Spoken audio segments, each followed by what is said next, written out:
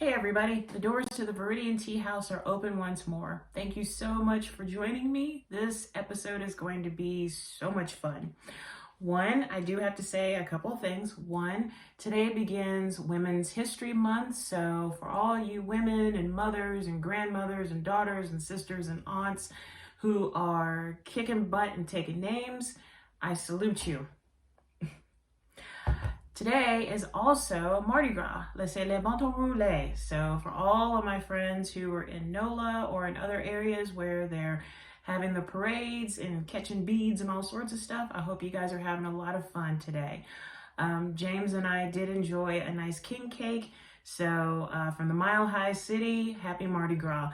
And also, as you can see, I'm proudly wearing my Crew de Who shirt. I hope I'm still a member of that. I think I am. Yes. I actually have a tea blend called Crew de Who, and it has been out of stock for the longest time, and can't imagine whose fault that is in not restocking it. But I promise you, for those of you who have been chomping at the bit for more Crew de Who tea blend, it will be coming back very soon. So if you follow me on social media or through the Etsy store, you will know firsthand when the Crew de Who blend will be back in stock. So without further ado, let's begin with the book part. So let me start by saying with this first review, let me start. Normally I do 2 books per video, but I just finished a third one this morning and I said, you know what, I'm gonna include it. So instead of 2, we got 3 today. Yay. I devour books, I swear. So the first story I want to talk about is, this goes back many years back in Memphis. I started reading this one fantasy author, and I'll freely admit I kind of got fangirl on him. I mean, anytime that he would show up at Mid-South Con, I always made sure to attend his panels and tell him, I really enjoy your books. Thank you so much. It's a wonderful fantasy series. So speed up several years later when I started doing the conventions as a guest author, and he and I started to become friends. And that was one of the coolest moments in all of this, in being a published writer, is that some of these authors that I've admired for so long, I now can call them friend. And even though I'm way out in the Mile High City, I still connect with those people because above everything else, they're friends of mine. And so this particular author, I think I've read no, I haven't. I've not read everything he's ever written. I think I've read like a third of his books, but I will be changing that very soon. So who am I talking about? Well, he goes by the name David B. Coe, but in other series, he goes by D.B. Jackson. Welcome to Time's Children. This is the first book in the Isle Vale, I hope I'm saying that right, Isle Vale cycle. But yes, D.B. Jackson. Now, this book means a lot to me for a myriad of reasons. One, he wrote it, so I knew it was going to be good. But the second part was, he reached out to me and wanted me to read the manuscript before it got published. He wanted to make sure that some of the slurs that were used towards some of the darker skinned people in this novel and in the series, that the slurs were not over the top or could possibly trigger or were just really offensive. So I had the honor of reading this book before it came out, and I thoroughly enjoyed it, and I didn't feel insulted or slighted at all. So well done. I mean, it was a fantastic book, and I'm looking forward to the second book. So let me read the back of the first one for you. Tobias Dolgen is a walker, trained from birth to travel through time. Far earlier than predicted, he is called to serve at the court of Dare Jen. The sovereign, Maryland IV, wants him to walk back 14 years to prevent a devastating war which will destroy all of Isle Vale. Though the journey will double Tobias's age, he is honor-bound to obey. But he arrives to discover Maryland has already been assassinated and his entire court destroyed. The only survivor is the infant princess, Sophia. Still something of a boy inside his newly adult body, Tobias must find a way to protect the princess from assassins and build a future in the past. So I have a special fondness for anything involving time travel or just time in general. My boyfriend, the author and artist, J.W. Bullard, wrote a book called The Engine Key, which doesn't really deal with time per se, but still the idea of traveling through time and going through portals and things like that. But this concept, this idea, like, I won't go further into it. It was really unique, and I loved how he handled the change in time, especially for the walkers. I love the character development. I love, for me, if I can read a book and I'm suddenly there, you know, with the characters, I can smell the air that they smell. I can see the blood running through the streets just like they do. I can see the magic. I can feel the magic just like the characters feel. Then it's a winner for me.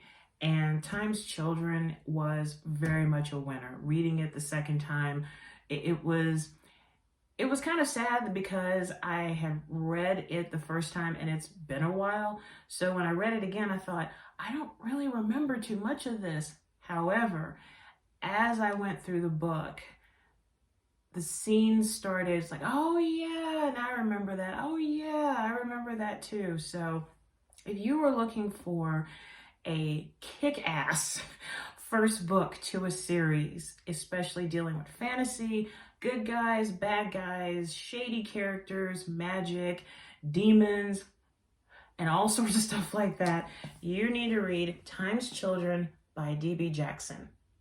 Very, very highly recommended. So much so that it gets the highest award for Viridian Tea House, 5 cups of tea. Well done, David. It was an awesome book. I already have the second one. I'm ready to buy it.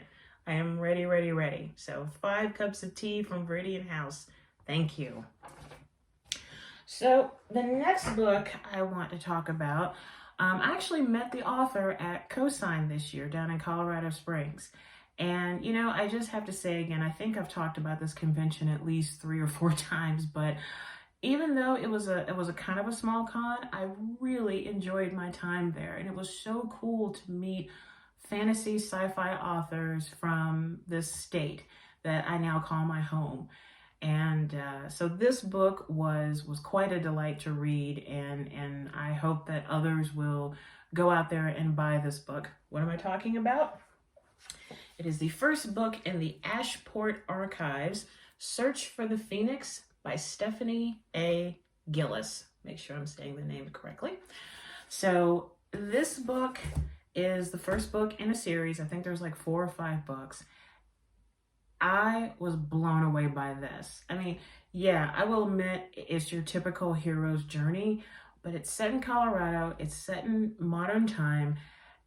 Phenomenal. I mean, I hate to just reuse the same words, but it was really a phenomenal read.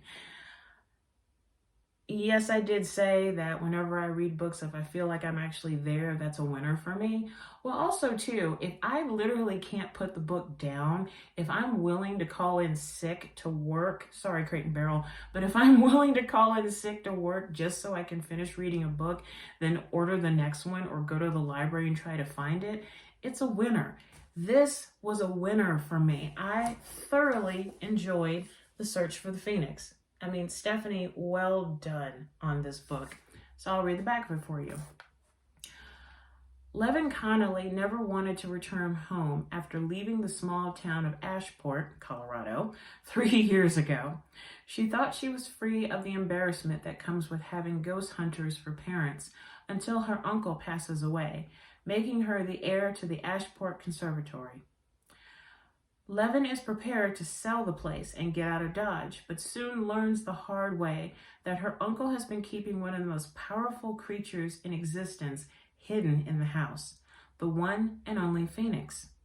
Being a creature of immense magical power, everyone wants their hands on it, including a horde of vampires, a pack of werewolves, and almost everyone Levin meets. The only people Levin finds she can trust are a stranger fighting with his inner demons, her two oldest friends who aren't exactly what they seem, a warlock who refuses to move on, and a self-serving exiled fairy. What could go wrong? Everything. Everything could go wrong. Loved it. It had humor, it had touching moments, it had, again, kick-ass women, and what was really cool too was there were some twists I did not see coming. There are about, I won't say how many, but there are some left turns where you're like, whoa, and I remember one of them, I went, whoa, I didn't see that. I didn't see that coming. Wow, this just happened. Okay, we're gonna go with this now. But thoroughly enjoyed the book. I know I will be spending the money to get the entire series, and I actually should have done that at Cosign, but I was like, well, you know, I'll try the first book, see how it is. I know, I should have gotten the series. I should have gotten this series. So well done, Stephanie Gillis, for Search for the Phoenix of the Ashport Archives. This gets 5 cups of tea. Thank you so much for a job well done with this beginning of an urban fantasy series. Well done. Thank you. Really appreciate it. I love this book. Oh my God.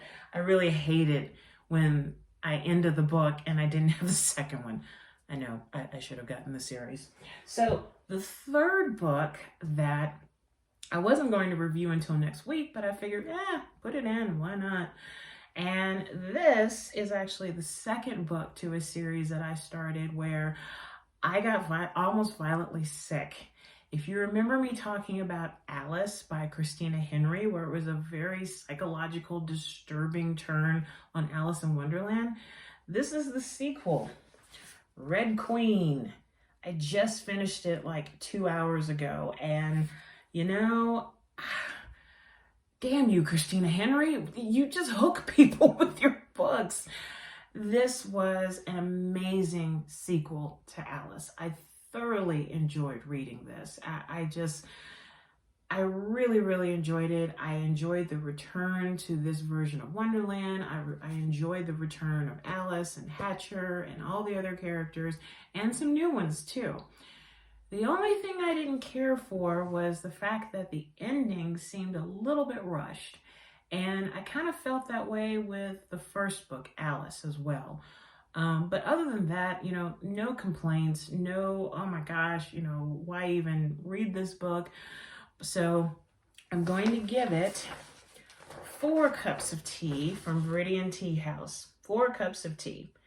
Otherwise, it was a phenomenal book. I thoroughly enjoyed reading it. The ending just seemed a little rushed. So I'm going to read the back of it for you. Let's see. The author of Alice takes readers back down the rabbit hole to a dark, twisted, and fascinating world based on the works of Lewis Carroll. The land outside of the old city was supposed to be green, lush, hopeful. A place where Alice could finally rest, no longer the plaything of the rabbit, the pawn of Cheshire, or the prey of the Jabberwocky. But the once verdant fields are nothing but ash, and hope is nowhere to be found. Still, Alice and Hatcher are on a mission to find his daughter, a quest they will not forsake, even as it takes them deep into the clutches of the Mad White Queen and her goblin, or into the realm of the twisted and cruel Black King. The pieces are set and the game has already begun. Each move brings Alice closer to her destiny, but to win, she will need to harness her newfound abilities and ally herself with someone even more powerful, the mysterious and vengeful Red Queen. Thoroughly enjoyed the ride. It was like a strap yourself in and hold on. Like I said, the only problem I had with this book was that the ending seemed rushed, but other than that, it got 4 cups of tea from Viridian Tea House. So once again, Red Queen, which is the sequel to Alice by Christina Henry. Definitely need to pick that up. So now, moving on to the tea segment. Actually, I do want to say, I forgot what I was going to say. Never mind. Anyway, so rather than me reviewing a tea from outside, I'm going to talk about a tea that's going to be released today from my company. So let me give the background story. As some of you know, I am very eccentric. I have a myriad of interests, and some are kind of dormant, but you know, they'll rise up every so often. Some are extremely active. Some are triggered by a word or a thought or whatever. And it's like, oh yeah, let me get back into that. So with my tea company, some of you know, some of my tea blends are science inspired. You know, I have Tea of the Astrophysicist, Quantum Mechanics. So this is the third science tea. This is Tea of the Archaeologist.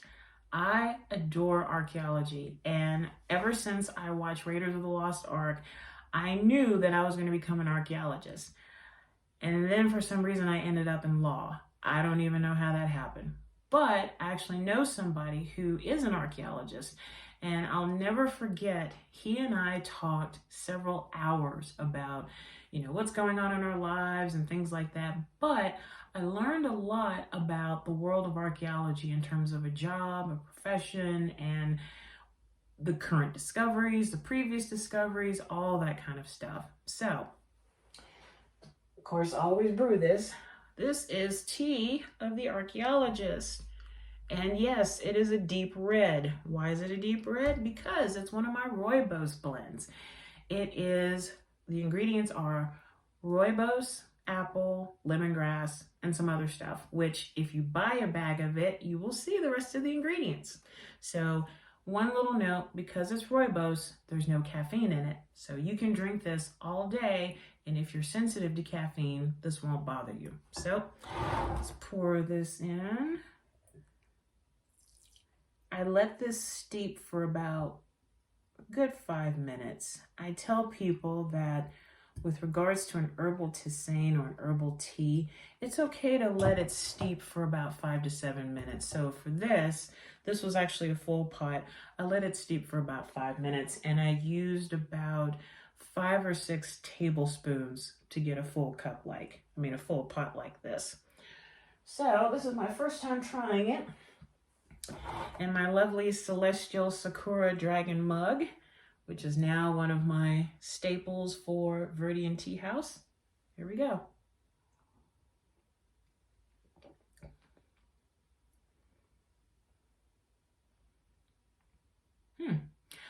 This is actually a very subtle mingling of flavors, because I'm getting the rooibos, of course. It's also known as honeybush, but I'm getting the rooibos, which is naturally sweet anyway. And then right after it, I'm getting the lemongrass, apple, and the other ingredients. But that's a lovely cup of herbal tea.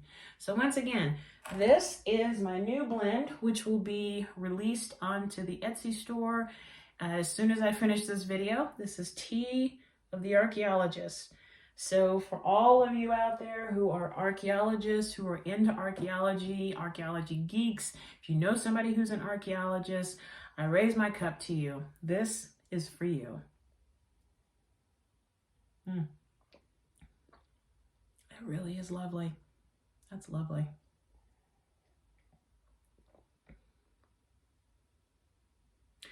And this actually brings me to the last part of this video. And normally I end my videos with a meditation, but this time we're going to try something new.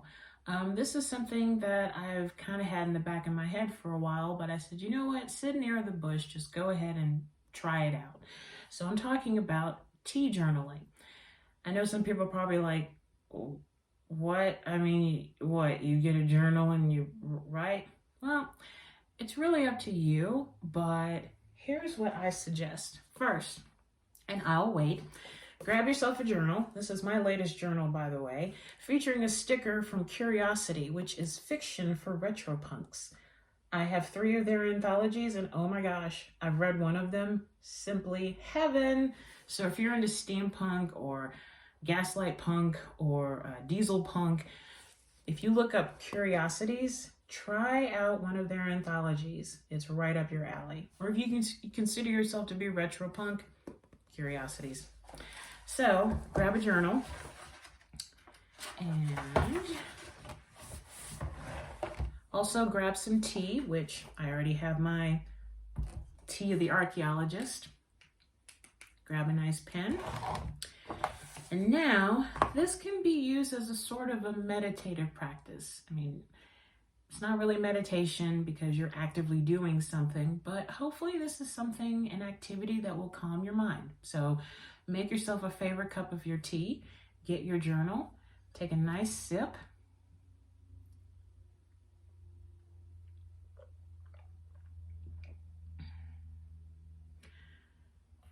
Now write what comes to mind after you swallowed your tea.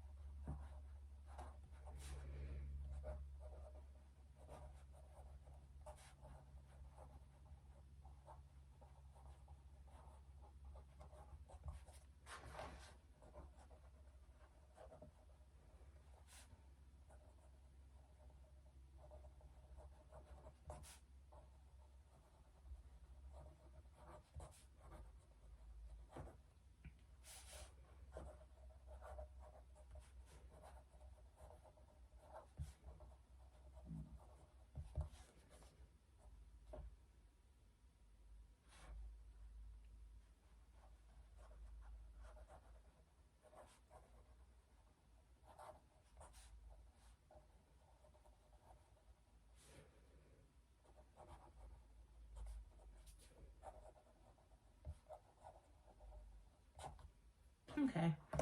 And there's no length to how much you want to write. You can write maybe one sentence, several pages. It all depends on you and the connection that you make with your tea. So I'm going to have another sip.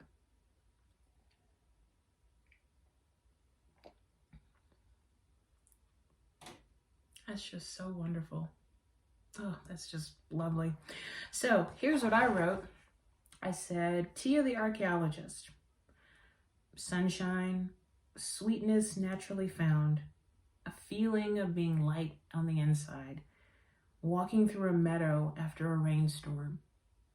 You can almost turn that into a poem, but again, if you're trying to get into journaling or you already journal and maybe you're trying to find a subject matter and you drink tea, try to do some tea journaling. Just take about, 30 minutes, 15 minutes, however long you want to take a break. Make sure that you're not going to be disturbed. Make some of your favorite tea, grab your journal. You can put on some music in the background if you want, and just think about the tea that you're drinking.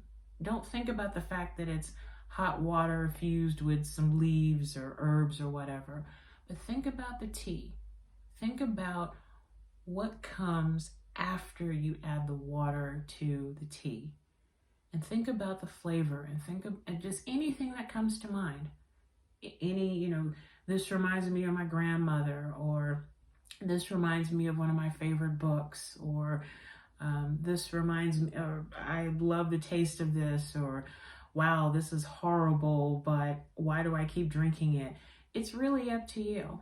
And if you do start the tea journaling, I'd love to hear about it. So if you want, you can send me an email. My email address is teagoddess, and that's TEA, goddess74@gmail.com. And like I've said before, if you have any questions about any of the videos, or if I get my facts wrong, or if you're an author and I say your name wrong or whatever, please feel free to email me. I would love to hear from you. So let me do a little bit more of this tea journaling. Just one second.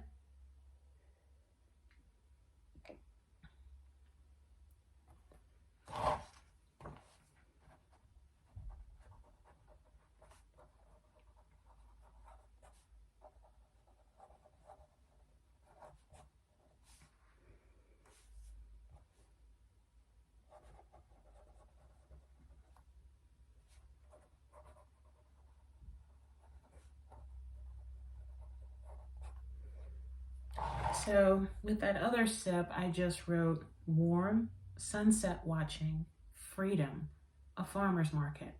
So again, it's really up to you in terms of what you're feeling or what you're tasting when you drink your tea, and what you write down. But I hope you enjoy that. I hope you start doing some tea journaling. And like I said, if you want to reach out to me and share with what you're writing, The email address is teagoddess74@gmail.com. So that is all that I have for you today. And if you follow me on Etsy, if you follow the store, be on the lookout for Tea of the Archaeologist. I should be loading it up very soon. So until next time, I say thank you for watching. Raise your teacup high, and I'll see you soon. Take care.